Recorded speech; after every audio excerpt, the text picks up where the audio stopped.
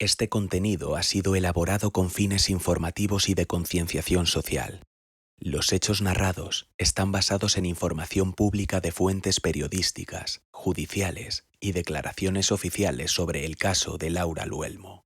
Cualquier interpretación busca arrojar luz sobre una realidad dolorosa que afecta a miles de mujeres en todo el mundo: la violencia machista y los feminicidios.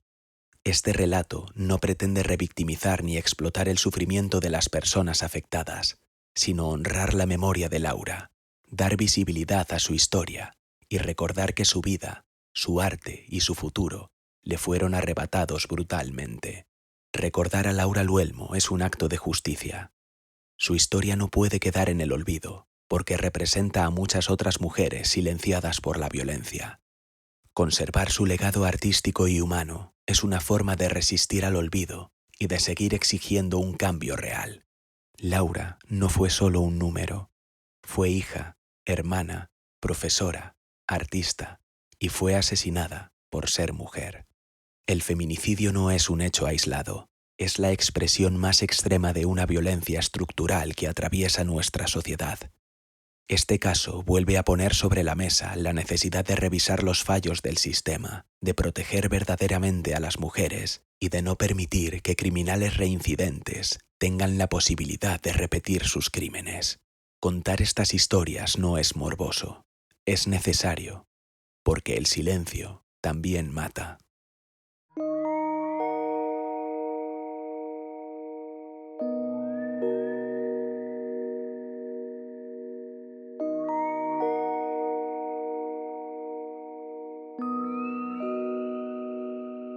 A través de la niebla.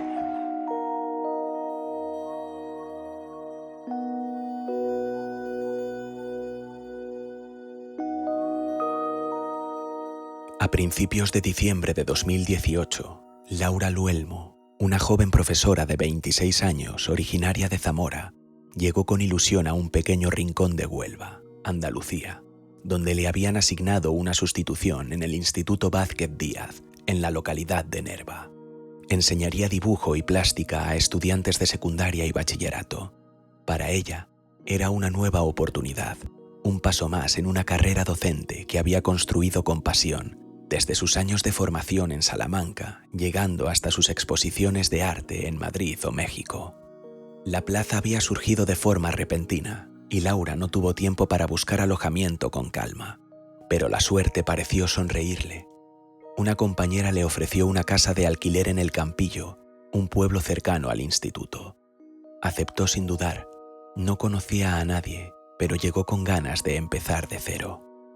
Durante los primeros días, Laura intentó adaptarse. Paseaba, organizaba su nueva vida, hablaba con su pareja por teléfono y conocía poco a poco el vecindario. Pero entre las caras nuevas que empezaba a ver con frecuencia, una en particular comenzó a incomodarla. Era la de un hombre que parecía estar siempre cerca, demasiado cerca. Le comentó a su novio que había un vecino que la observaba más de lo normal, que le inquietaba. No sabía quién era, pero su instinto le advertía que algo no iba bien. Ese hombre se llamaba Bernardo Montoya. Lo que Laura no sabía es que su nuevo vecino no era un rostro cualquiera en el pueblo. Montoya era un exconvicto con antecedentes por delitos violentos.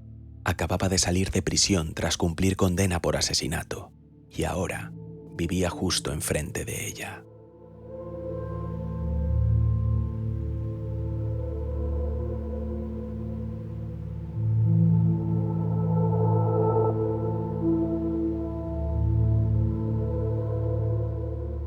Laura intentó no dejarse llevar por el miedo. Era valiente, seguía adelante, iba al instituto, preparaba sus clases, pero la sensación de que alguien la vigilaba nunca la abandonaba del todo. Días después, esa intuición se confirmaría de la forma más cruel.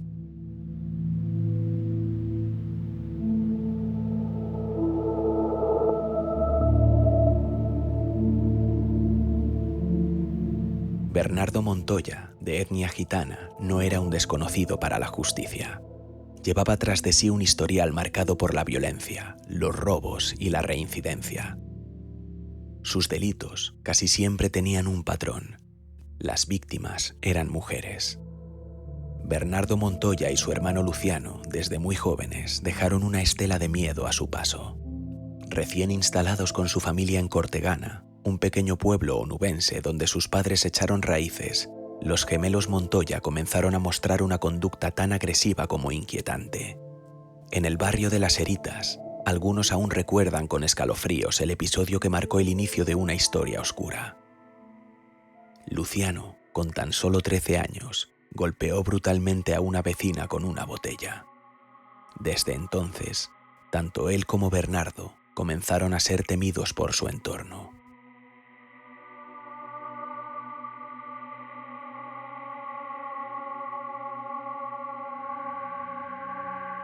La violencia no fue un accidente en sus vidas, fue una constante.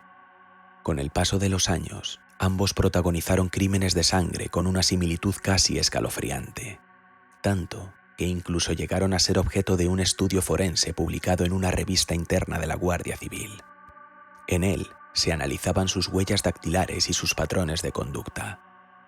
El artículo exploraba una pregunta perturbadora. ¿Podría existir un componente genético compartido en su tendencia homicida?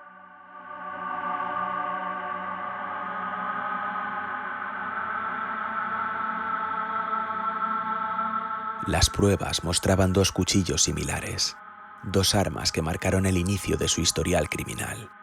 Bernardo apuñalando a una anciana, Luciano repitiendo el patrón años después con otra mujer.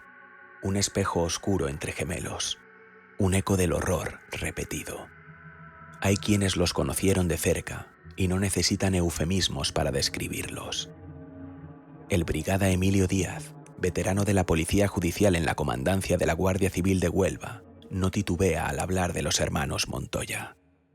Son unos monstruos, afirma con contundencia, y lo dice con conocimiento de causa. Durante años, Díaz siguió de cerca los pasos de Bernardo y Luciano Montoya, gemelos nacidos en Badajoz el 12 de octubre de 1968. Ambos acumularon una larga lista de delitos violentos y sus caminos delictivos terminaron siendo tan parecidos que algunos investigadores llegaron a preguntarse si el crimen podía tener algo de genético. Todo comenzó con Bernardo. En 1995, asesinó a puñaladas a una anciana de 82 años llamada Cecilia, pero en su huida cometió un error. Dejó atrás sus huellas dactilares. Ese pequeño descuido fue su ruina y su sentencia. Volveré a centrarme más adelante en la narración en este episodio, pero ahora hablaré de lo acaecido 5 años después con su hermano. Luciano atacó a una mujer y la asesinó. De nuevo, una mujer vulnerable, de nuevo, una muerte brutal, de nuevo, las huellas lo delataron.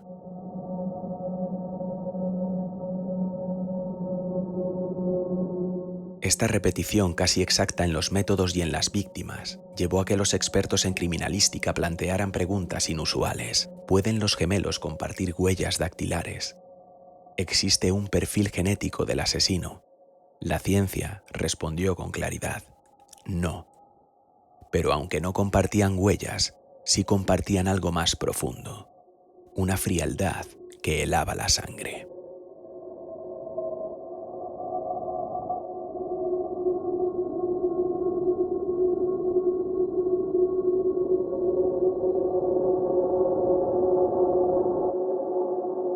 Un abogado que defendió a Luciano en una de sus múltiples causas judiciales recuerda haber tratado con alguien que parecía no tener alma. El letrado, que prefiere mantenerse en el anonimato, describe a Luciano como un hombre silencioso, con la mirada vacía, sin arrepentimiento. Iba siempre acompañado de su esposa, una mujer aterrorizada que vendía refrescos en la playa y que a duras penas pudo costear su defensa a plazos. Según este abogado, Luciano era malo, frío, apenas hablaba y había que arrancarle las palabras con tenazas. Pero hay algo que sí distinguía a Luciano de su hermano: nunca agachó la cabeza.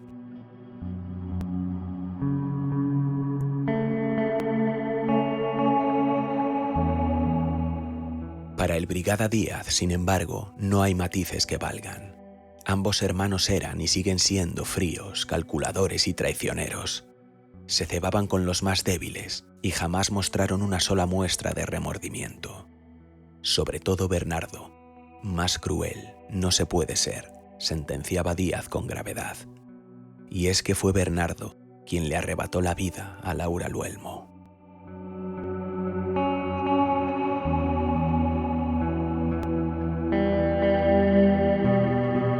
Todo comenzó en Cortegana, Huelva, el pueblo donde creció y donde aún vive su familia.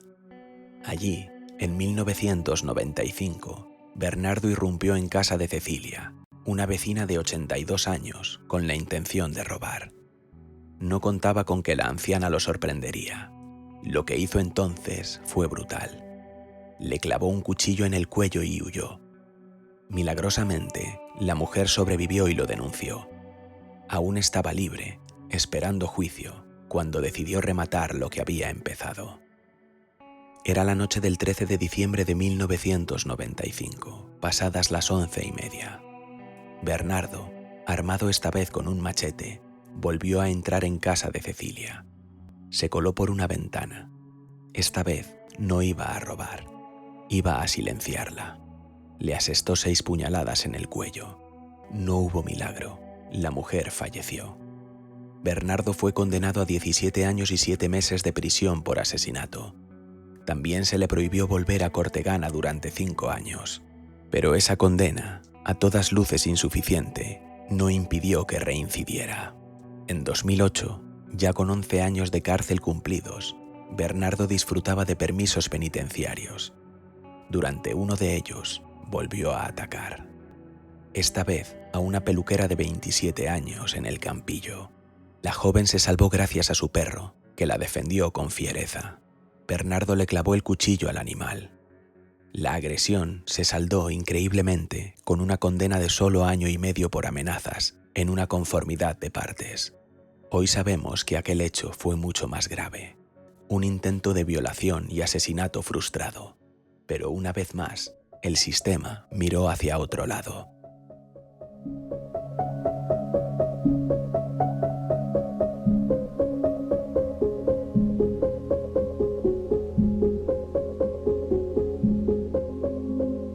Hay un dato sobre Montoya que hiela aún más la sangre.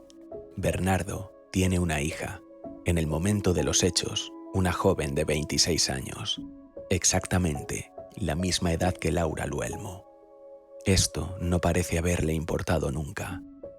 No hay ni un solo gesto, ni una sola palabra pública suya, ni una pizca de humanidad que insinúe que esa coincidencia despertó en él algún atisbo de remordimiento, de empatía, de vergüenza. ¿Cómo es posible que alguien que ha sido padre sea capaz de infligir tanto dolor a otra hija de alguien? ¿Cómo puede mirar al mundo sin el más mínimo reflejo de conciencia? ¿Qué clase de ser humano es aquel que ve en las mujeres solo víctimas, cuerpos vulnerables, objetivos que cazar?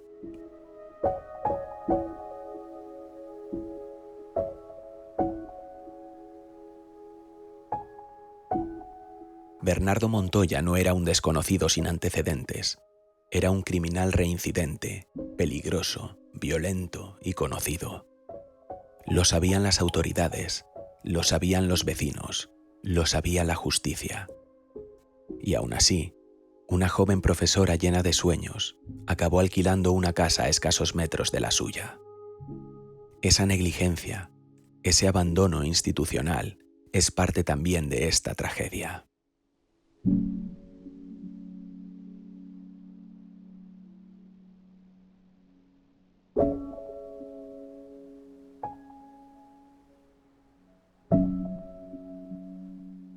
El miércoles 12 de diciembre, Laura Luelmo salió de su casa en el Campillo, donde apenas llevaba instalada 4 días.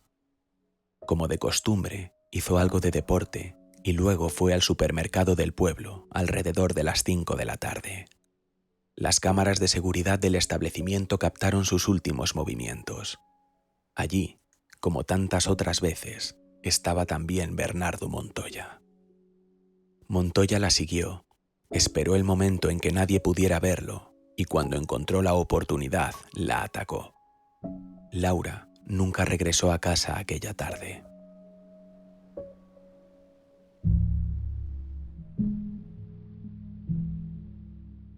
Bernardo Montoya la abordó en la calle y la obligó a ir con él. La llevó a su propia vivienda, a escasos metros de la casa que ella había empezado a alquilar apenas unos días antes. A partir de ese momento, según la reconstrucción de los investigadores, Laura vivió una pesadilla indescriptible. Fueron 75 minutos de horror en los que Montoya descargó toda su brutalidad. La maniató, la golpeó y abusó sexualmente de ella. Laura intentó resistirse, luchó, gritó, se defendió como pudo, pero él respondió con más violencia. La joven recibió una paliza atroz, más de 40 golpes, muchos de ellos con una piedra. Después, el asesino la metió en su coche y condujo hasta una zona apartada, un paraje rural conocido como Las Mimbreras, a tan solo 5 kilómetros de El Campillo. Allí la abandonó, inerte, al borde de una acequia. Para ocultar el cuerpo, lo cubrió torpemente con ramas de jara. Pensó que nadie la encontraría. Pensó que había terminado.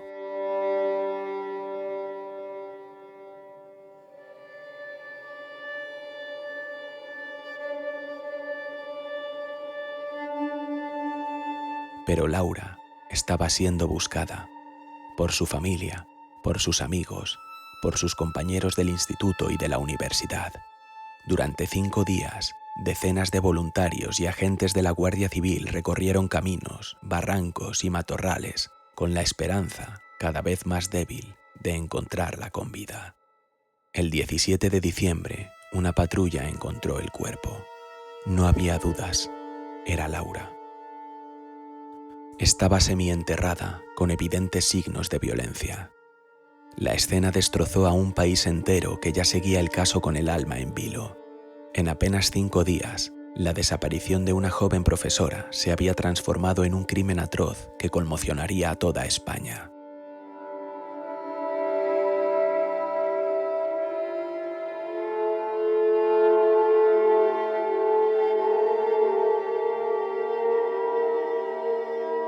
Según los forenses, Laura podría haber fallecido el mismo día de su desaparición, el 12 de diciembre, aunque la Audiencia Provincial de Huelva situó su muerte en las primeras horas del día siguiente, el 13.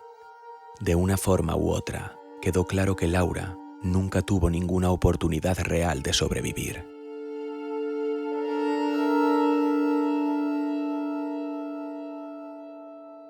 Desde el primer momento, los investigadores lo tuvieron claro.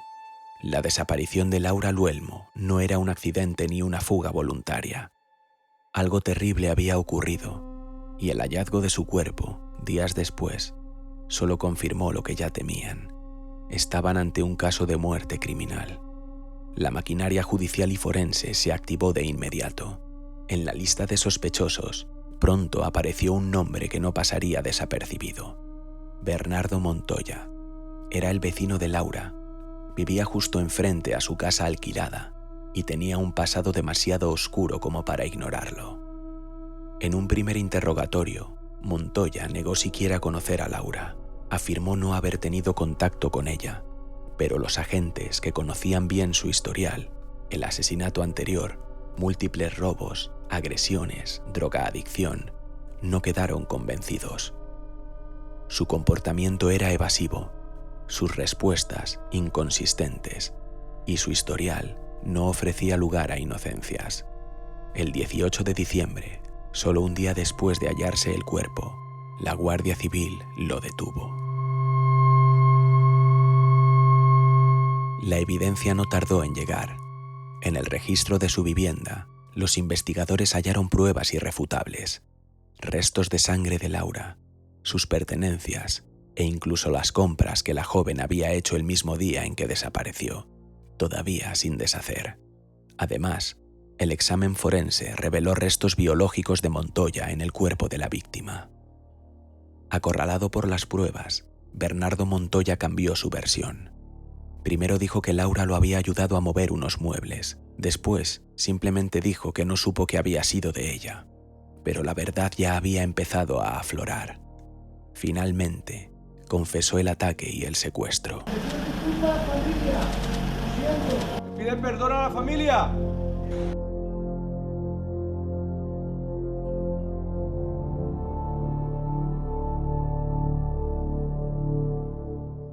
El caso se convirtió rápidamente en un fenómeno mediático nacional.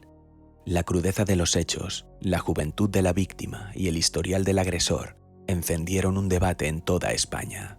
Los medios informaban al minuto, pero esa exposición también tuvo consecuencias. Una periodista fue condenada por revelar detalles confidenciales de la investigación, convirtiéndose en la primera profesional de prensa en recibir una sentencia de prisión por este motivo en el país.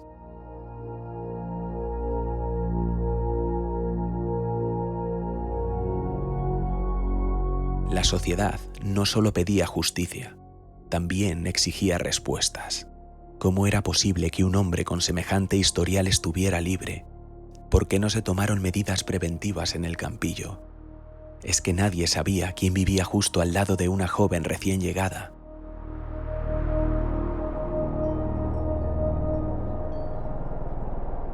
Como narraba antes, Bernardo Montoya no era un desconocido para la justicia.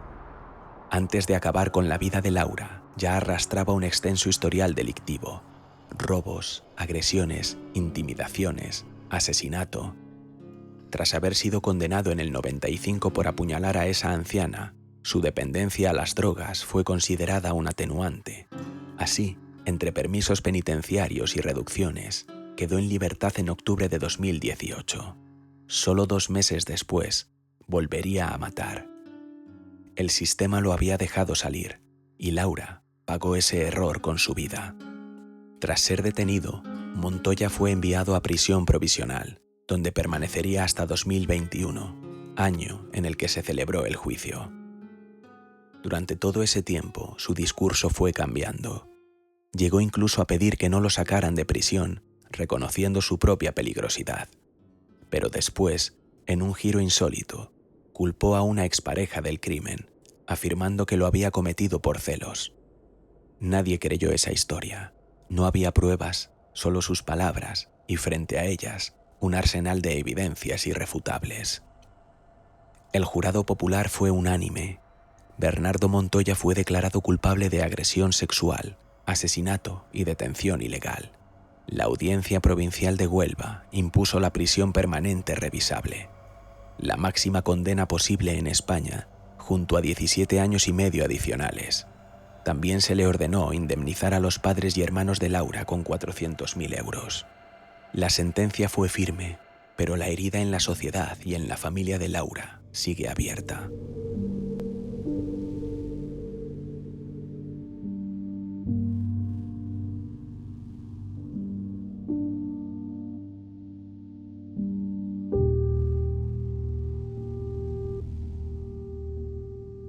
La familia de Laura Luelmo decidió no permitir que su nombre quedara reducido a una tragedia.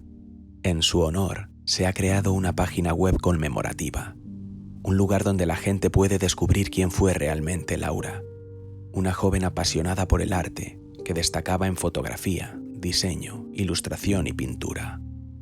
En ese espacio virtual, su obra cobra vida, desde las exposiciones que presentó en España y México, hasta los proyectos que la violencia le arrebató antes de poder terminarlos.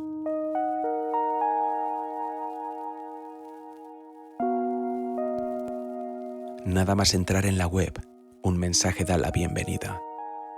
Laura ya no está entre nosotros.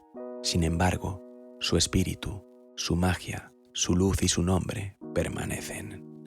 Cada sección del sitio recuerda lo que fue y lo que pudo haber sido. Es un homenaje silencioso pero poderoso que se sigue actualizando, como prueba de que Laura Luelmo sigue viva en su legado.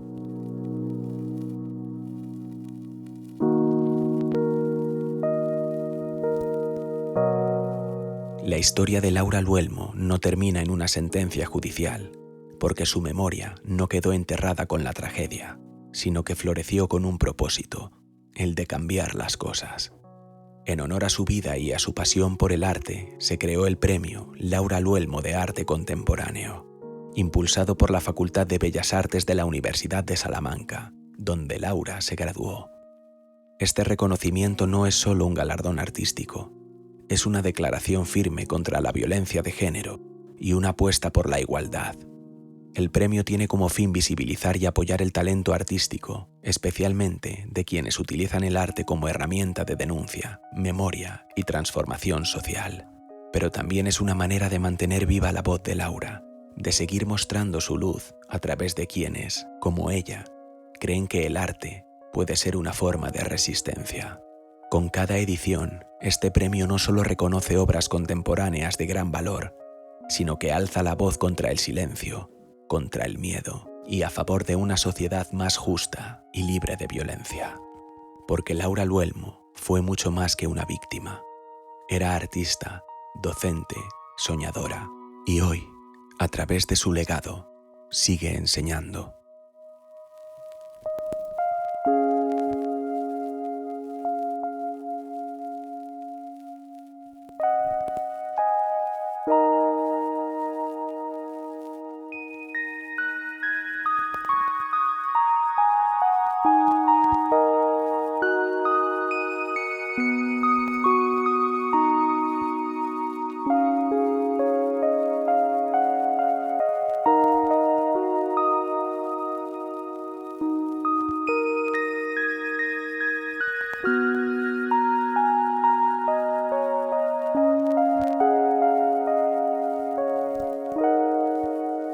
A través de la guerra.